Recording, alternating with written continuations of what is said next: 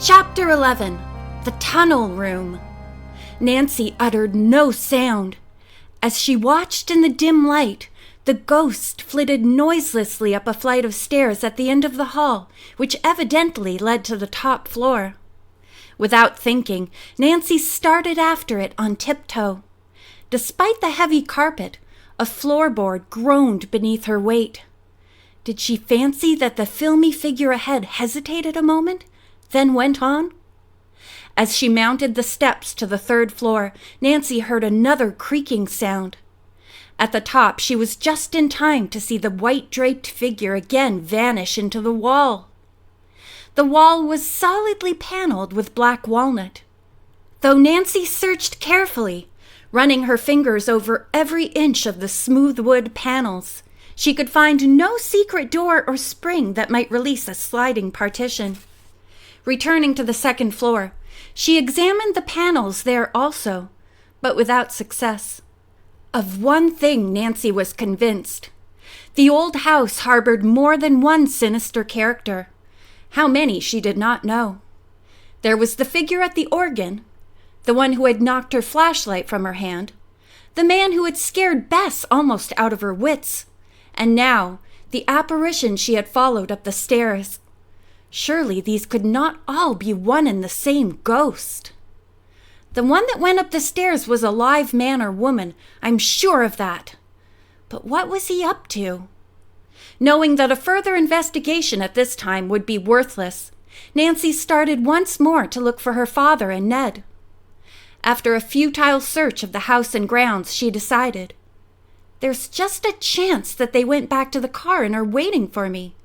She hurried down the road. As she reached the place where the car had been parked, she halted in astonishment. The automobile was gone! Before she could examine the rutty road for tire prints, she heard the sound of hurrying footsteps. Whirling, she saw her father and Ned coming out of the woods. "Nancy, thank heaven you're safe," Ned exclaimed, hurrying to her side. "But where's the car?" Nancy demanded. "The car's been stolen," Mr. Drew said grimly. "Ned and I heard voices outside and ran to investigate." "Did you find out who it was?" "No, but we caught a glimpse of a man streaking through the woods," Ned replied.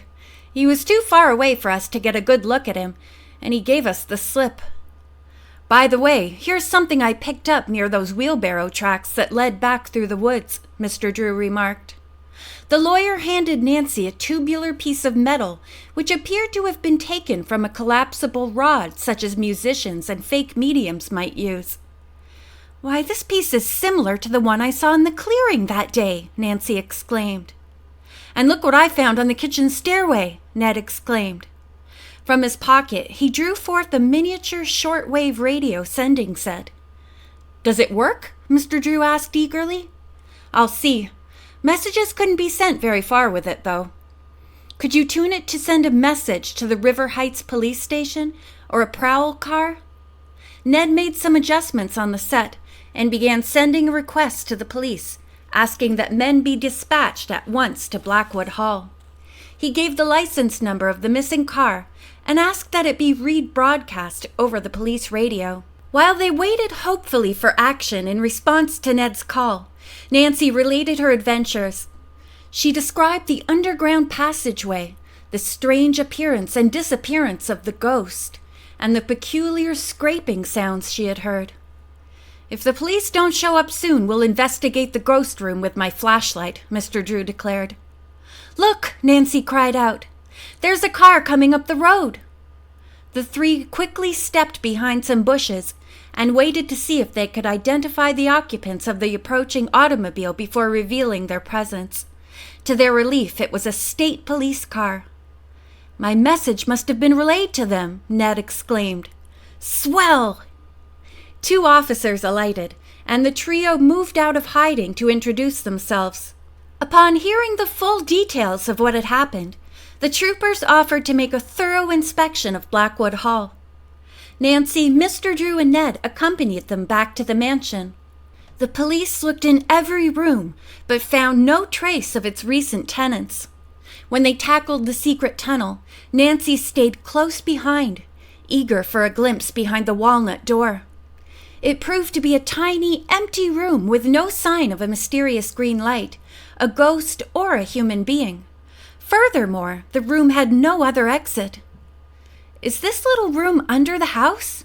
Or is it located somewhere under the grounds?" Nancy asked one of the officers.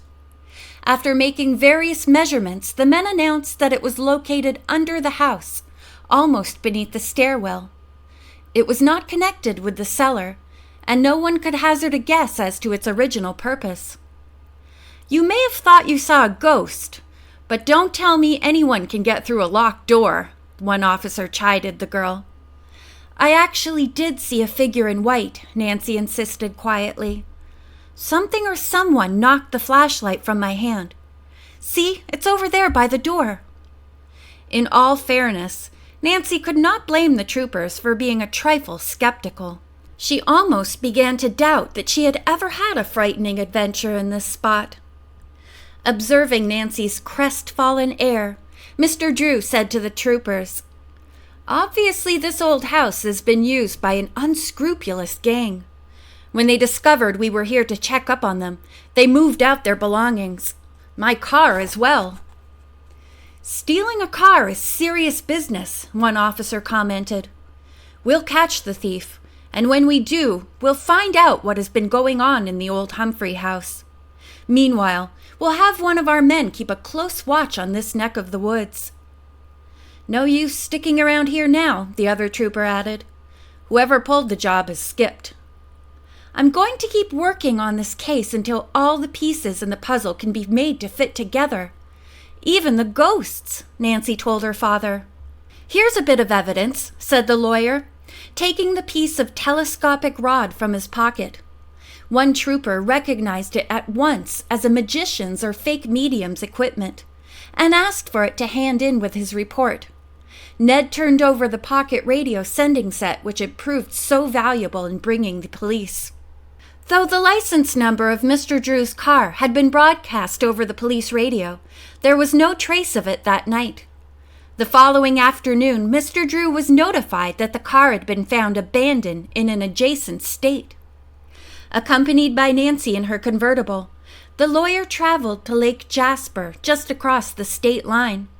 His automobile, found on a deserted road, had been towed to a local garage. Nothing had been damaged. "Some people have no regard for other folks' property," the attendant remarked. "Probably a bunch of kids helped themselves to your car to go joyriding." But Nancy and her father were convinced that the car had not been borrowed by any joyriders. It had been used by a gangster to transport some unknown objects from Blackwood Hall. What were the objects, and where had they been taken? Here was one more question to which Nancy must find the answer. Nancy and her father had just returned home when Bess Marvin came bursting in. "Lola White has been talking wildly about you in her sleep," Bess said ominously. "What's so serious about that?" Nancy inquired. "Lola's mother says she raves about a spirit, warning her to have nothing more to do with Nancy Drew. If Lola does, the spirit will bring serious trouble to both of you." End of chapter 11.